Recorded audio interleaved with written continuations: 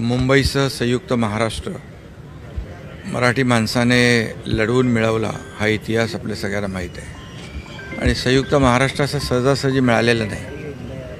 त्यासाठी 107 हुतात्म्यांनी आपल्या प्राणांची आहुती दिली, बलिदान दिलं। त्यांना अभिवादन करण्याचा आजचा दिवस आहे।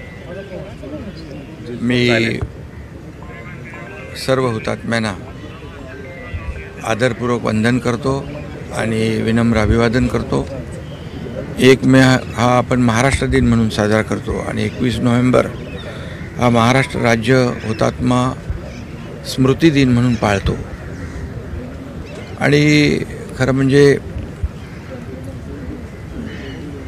या सर्व हुतात्म्यांनी आपल्या प्राणांची आहुती दिली, बलिदान दिलं।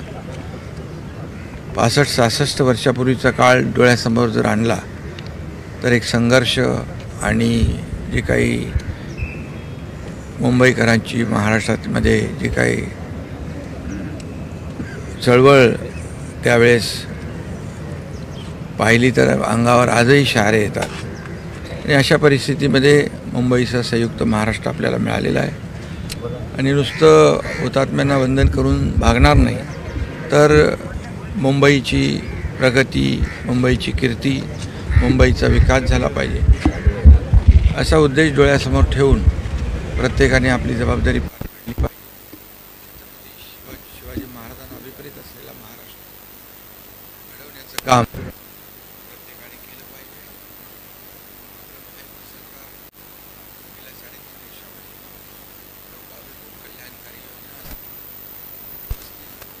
महाराष्ट्राला पुढे नेण्याचं काम या ठिकाणी करण्यात करतोय आणि खऱ्या अर्थाने महाराष्ट्राची प्रगती, कीर्ती आणि विकास